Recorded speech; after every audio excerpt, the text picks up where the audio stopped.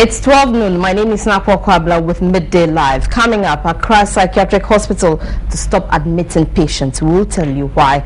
WAEC is going biometric after recording 250 cases of impersonation during the 2011 NOVDEC examination. On the foreign front, France urges its citizens to leave North Cameroon as quickly as possible after 7 of its nationals were kidnapped by gunmen. These are the headlines. We'll be telling you the details shortly, but you can always get updates on our website, tv3network.com, and also get in touch with us in the course of the program on facebook.com/news on TV3. Stay with me. I'll give you the details.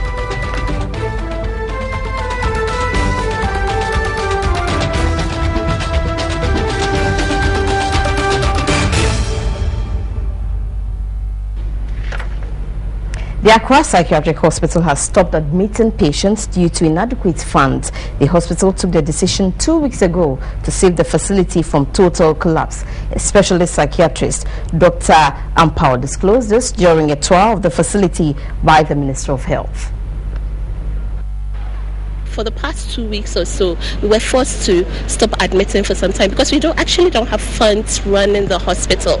And so when we need anything, we don't have money to do it. And that's why we are still pressing that the mental health board be constituted by the president. The specialist psychologist Dr. Pinaman Apau expressed worry at the nurse-patient ratio of 1 to 40. She added that due to the inadequate number of nurses, accommodating more patients had become a challenge. The Minister of Health, Sherry Ayiti, assured medical staff of improved conditions. 2 nurses were attacked during a daily routine attendance to patients. Compared to when the incident happened, it's better now. But then I can't open my eye, like I can't really see with the eye. Even with this, it's getting irritating. When I try to open it, I feel like it's going to fall. When the incident happened, we went to see a doctor, and I'll be going today for a review.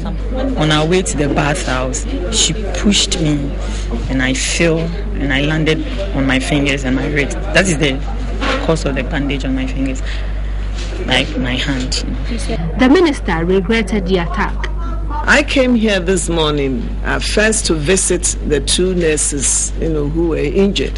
Within the mental health fund, we should be able to, insure all the workers of our mental hospital, get you insurance cover against accident. The minister was happy the mental health bill had been passed. It's an issue that are placed before the board. So it's very important that within the next few months, the board should be in place. And then also we need to institutionalize the health fund, because the premium will be taken from the health fund.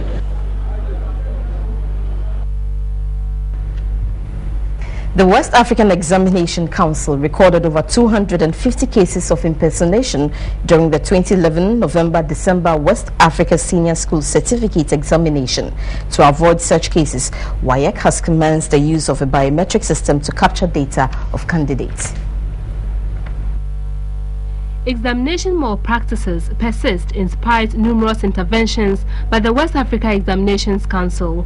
The 2011 May-June WASI saw 4,201 candidates engage in malpractices with a marginal reduction of 3,439 cases of malpractices in 2012. The November-December WASI also saw 391 impersonation cases out of the 1,443 total cases of malpractices and 252 cases out of 1,286 total cases in 2011. For WAEC, a biometric registration system for candidates writing this year's November-December exams and beyond will curb cases of impersonation. We have more practices in other exams, such as bringing foreign material, collusion and all that. But NOVDEC, that is where we have impersonation. That is where you have somebody going to get a student in a tertiary institution to come and write the paper for him or her because he or she needs mathematics, and they've tried a couple of times and they are not getting the pass grade in maths or in another subject. So it's is at the November-December exam that we have impersonation. You know that with the biometric registration, your data is captured and it is peculiar to only you. So nobody can, before you enter the room, we'll have a verification process done. The council is to use 1,000 biometric kits for the exercise and has already distributed 600 to over 200 partner internet cafes. We advertise in the papers for cafes, those who have cafes, to register with us so that we could take them through training, register them and take them through training to do the biometric registration. So we've trained them, we've given them the biometric, the machine that will do the capturing of the thumbprints of candidates. So it's nationwide. We are still in the process of registering more. So candidates, when they go to our website, www.wagh.org, they'll see a list of cafes which they can go to do the biometric registration. So she added that the council has already introduced detectors to stop candidates from bringing foreign materials into exam halls. Parliament is expected to pass a bill to regulate the accountancy profession by the end of March 2013. The motive is to clamp down on quack practitioners.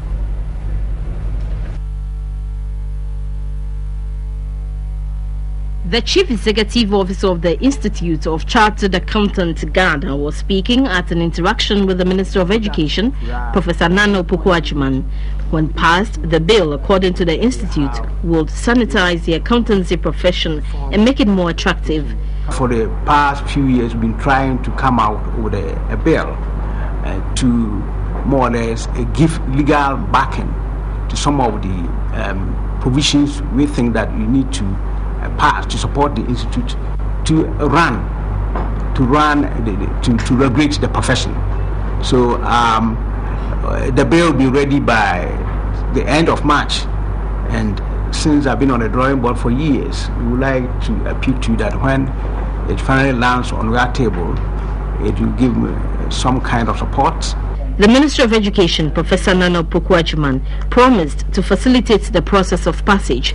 We are also not very interested in keeping material on our desks much longer than is absolutely necessary. So I'm raising this so that if at any point we need to communicate with you, dialogue with you, work with you to fine-tune things, I'm sure we'll also not be shortcoming with your support so that we can clear the path and see to the logical conclusion of such a bill. The Institute would host a Pan-African Congress in May 2013.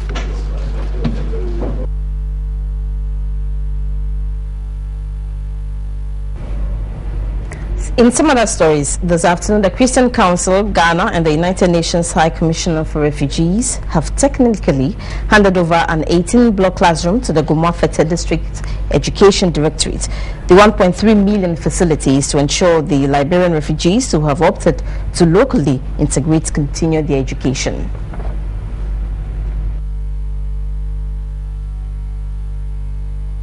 Take that story, let's move on to Parliament and security services in charge of the State of the Nation parade have begun dress rehearsals ahead of the event on Thursday, February 21.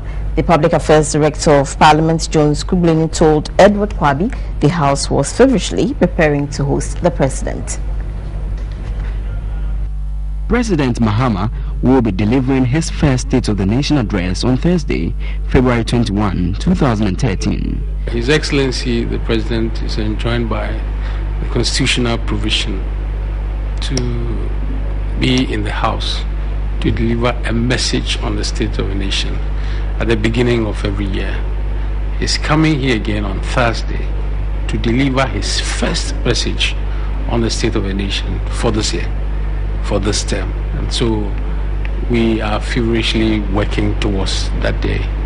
Parliament is preparing to host him, with some decorations at the entrance of the chamber ongoing. We must realize that the President is the first officer of the land, the first gentleman of the land, and if a first gentleman is visiting you, you need to put your house in order.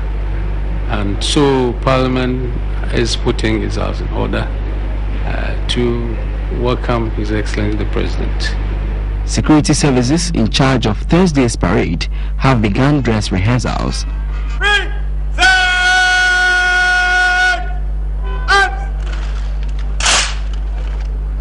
The President would inspect this contingent before proceeding to address the nation. You must also realize that he's a commander-in-chief of the Ghana Forces, and they accord him that respect. So before he delivers the message to the nation, he inspects the guard of honor. And so the armed forces, in collaboration with other security agencies, come here and assist Parliament to ensure that everything goes on as planned.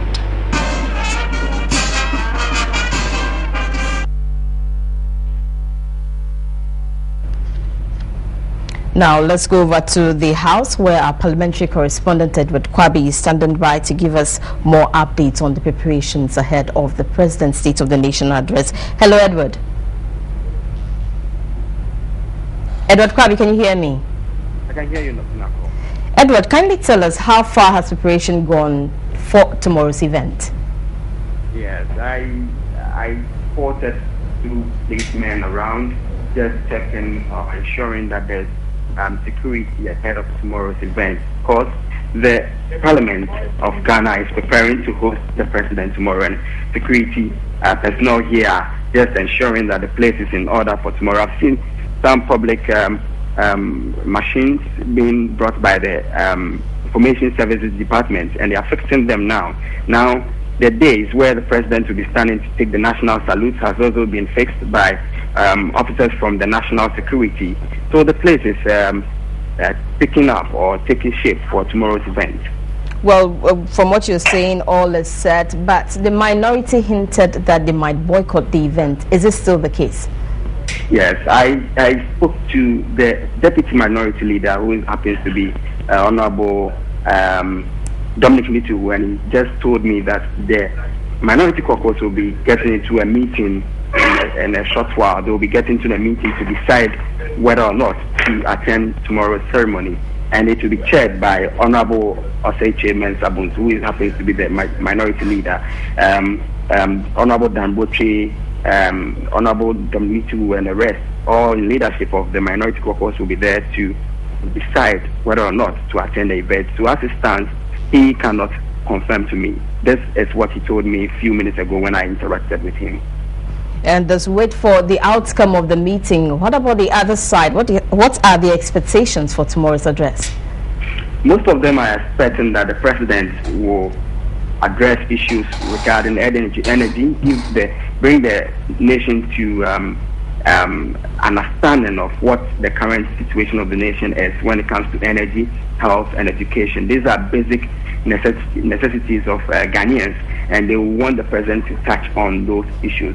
Apart from that, at the floor today, Honorable Member for Dom Kwabenya, who happens to be the sitting MP, it raised issues regarding sanitation in her constituency, and she did indicate that sanitation is actually taking a different toll on the country. Now, she was advocating that better and more prudent ways are adopted to fight or tackle sanitation in the country, and she was indicating that he expects the President to touch on that issue as well when he addresses the country tomorrow.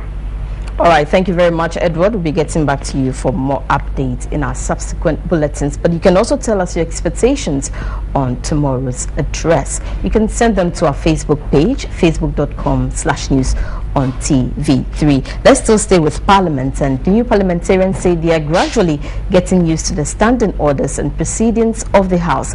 They say orientation programs organized by the House has enabled members adopt the rules of the House at a faster rate. We start with the oath of allegiance. I. It's been a little over a month after they were sworn into office. They say they have gradually acclimatized with the proceedings of the House. We are really getting on well with the standing orders. We are learning very fast, especially when after going through these 2 orientation programs, one in Jimpa and the other one at Koforidua. We are getting on very well with it, and it is very interesting. We're still learning, but I think we're learning fast. What is right, what is parliamentary, what is unparliamentary. We are learning those things, and very fast, I'd say. So very soon we'll also be rising on point of order. Leadership of the House have completed placing all MPs on various standing and select committees.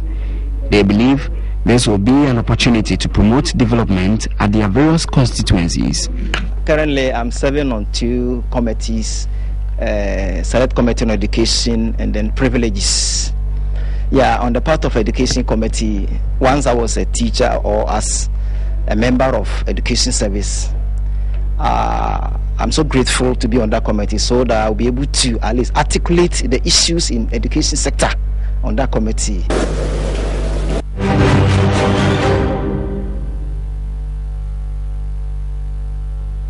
All right, so many thanks for staying with us on Midday Live. If you just joined us, my name is Kweku Timin. Up next, we're looking at some updates we're getting from our world of business. And we're starting with microfinance. As Microfinance and Small Loan Center disbursed over 13 million Ghana cedis to small and medium scale businesses countrywide in year 2012. That's Maslock disbursement so far. Now, the chief executive of the center, Bertha Sogan, says management has requested recapitalization of 50 million Ghana cedis to enable them extend loan facilities to many more applicants.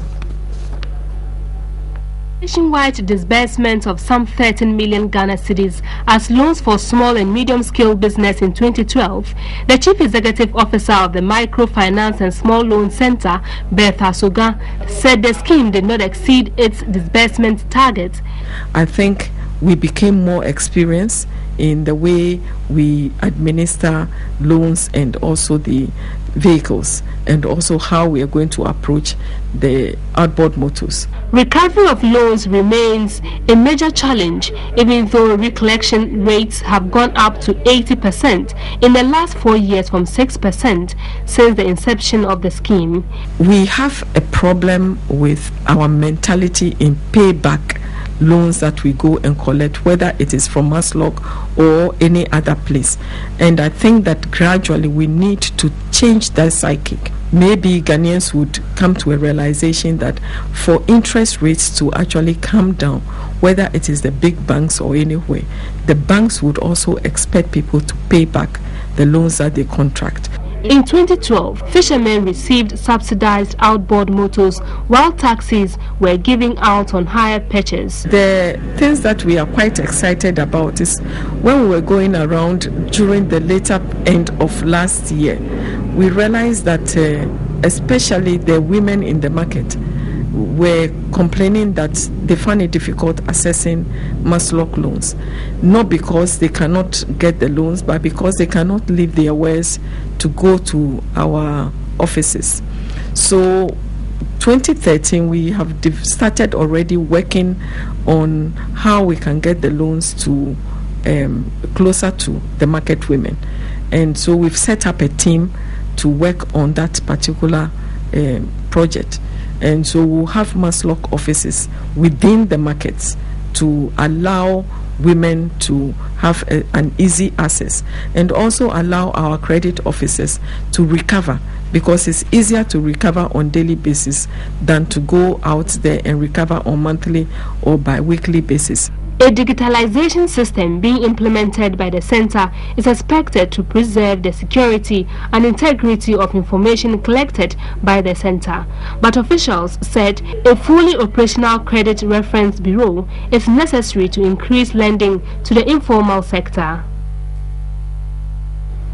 Well, so let's grow small and medium scale enterprises. Definitely, it is the engine of growth. We're still staying with business, and here the Association of Ghana Industry has signed a memorandum of understanding with Business Council for International Understanding, and you can call that BCIU. Now, the memorandum of understanding is to create opportunities for businesses to thrive between Ghana and the United States of America.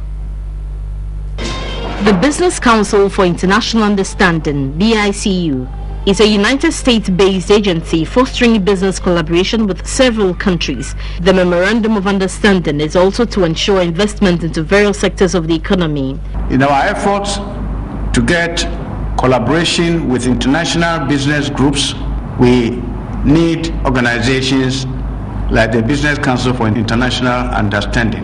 The MOU, to be implemented in 2 years, is expected to strengthen commercial diplomacy.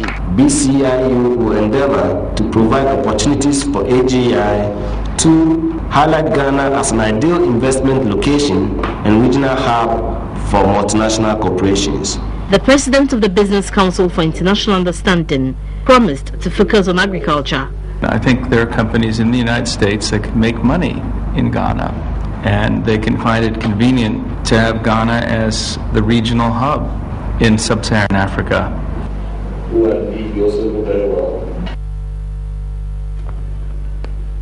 Okay, let's quickly also find out the confidence you have in our economy now, despite Fitch rating downgrading Ghana to negative in terms of its outlook. Well, economic analysts are still confident that business confidence in the country is still high. Their concern is how erratic power supply and also water could be addressed. And then, in addition, issues of budget deficit should be a matter of concern for government.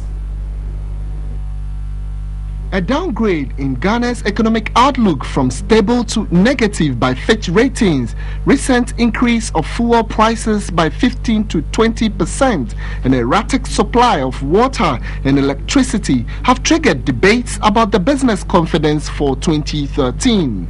Derek Asari-Mensah is a senior research analyst of African Alliance Securities. So if you look at all these macroeconomic indicators vis-a-vis the surveys conducted by the various think tanks and AGI, you realize that confidence is still strong, even in light of these few downgrades by Fitch and then the erratic power supply and water supply.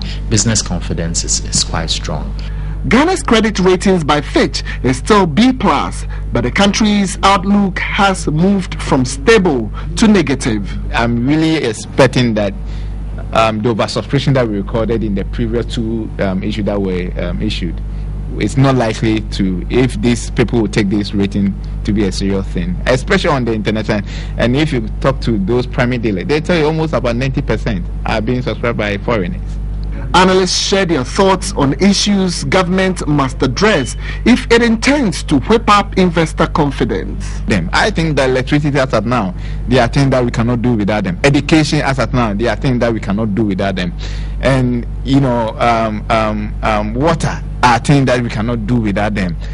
If this erratic power supply and water supply goes deep into 2013, that is, we are looking in mid-year, half-year, thereabout, and you are doing a half-year review and this problem is still persistent, then it's going to dampen investor appetite. It's going to dampen confidence in the economy.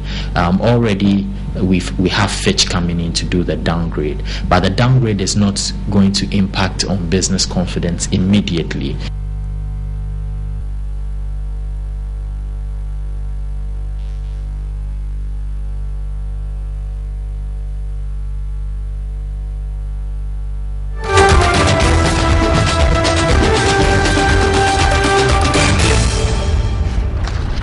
This is Midday Live. Thanks for staying with us. Several pedestrian walkways get abused at night. Many fear the situation could result in loss of lives. Listowel Akwe filed this report. Attempts to free pedestrian walkways in Accra have hit a snag. Hawking on pavements has become the order of the day. Despite measures instituted to curb the menace, hawkers continue with disregard for laws. Traders take over the walkways at night, much to the detriment of users. It becomes hard to decipher if a walkway is a pub or food joint at night. The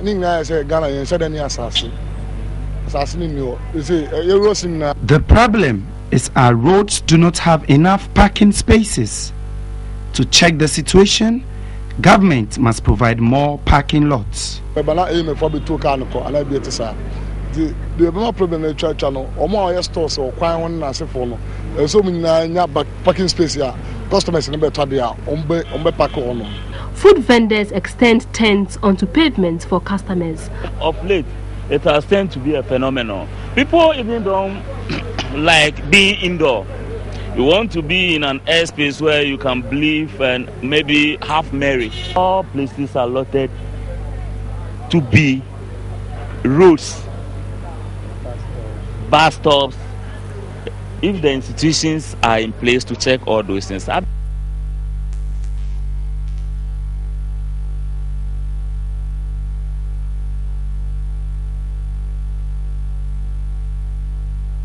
So if we are developing as a nation, these are some of the things that we must consider. Find a place, take a fee, let people park their cars. Unauthorized parking is also a big problem.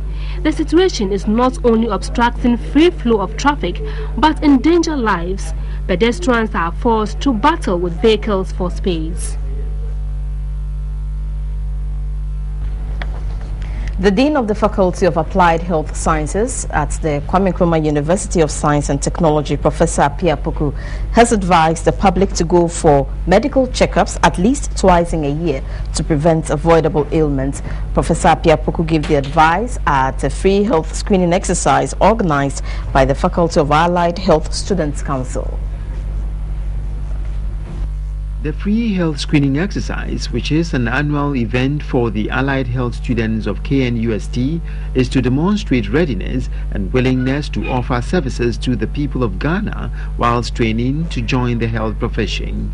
The program was also to create awareness on the need to visit health centers frequently for medical checkups, irrespective of one's health conditions. Participants received free health screening services for hepatitis B, diabetes and blood pressure, while they were also cancelled on prescription and distribution of medicines. President of the Allied Health Students, Jerry Ansah, explained the exercise was to offer medical health care for people and primarily to educate them on health and related issues.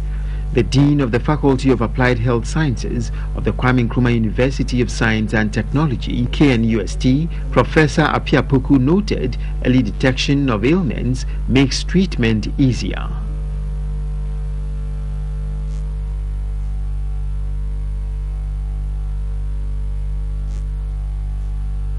A 30,000 city nursery school block and assorted educational and health equipment have been handed over to the Sege constituency in the Adan West district of the Greater Accra region. The project and equipment were funded by government. The Sege constituency comprises of 16 communities with already 14 hooked to the national grid. Former MP Alfred Abayate under his tenure started some projects. Together with the current MP Christian Otute and Municipal Chief Executive for Adan West and a team inspected projects which were at various levels of completion. A 30,000 Ghana cedi nursery block for Amakope Basic School was formally handed over. The children walk from here to Sege, even nursery kids. Therefore, when I became the MP, I realized that if I can but lack of funds. Nursery now is part of our educational system. So this is to help to alleviate some of the suffering of the small children who work from 4 years, who work from here to Sege, to school.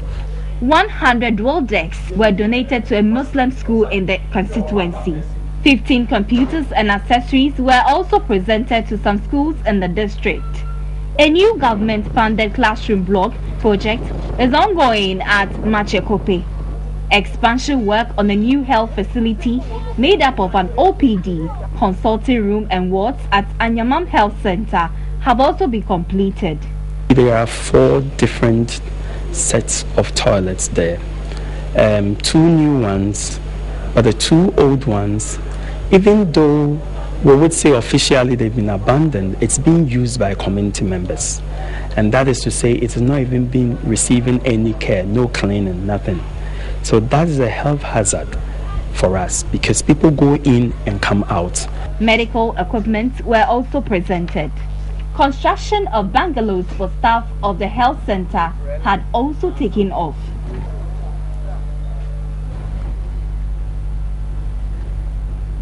Let's go back to politics. And Pressure Group Coalition of Ghanaian Voters has petitioned the Speaker of Parliament over the minority's decision to boycott any government activity as a result of the court's challenge of the election 2012 results. During a route march dubbed Respect My Vote, the coalition said until a final verdict is given by the Supreme Court, President John Dramani Mahama should be given peace of mind to govern.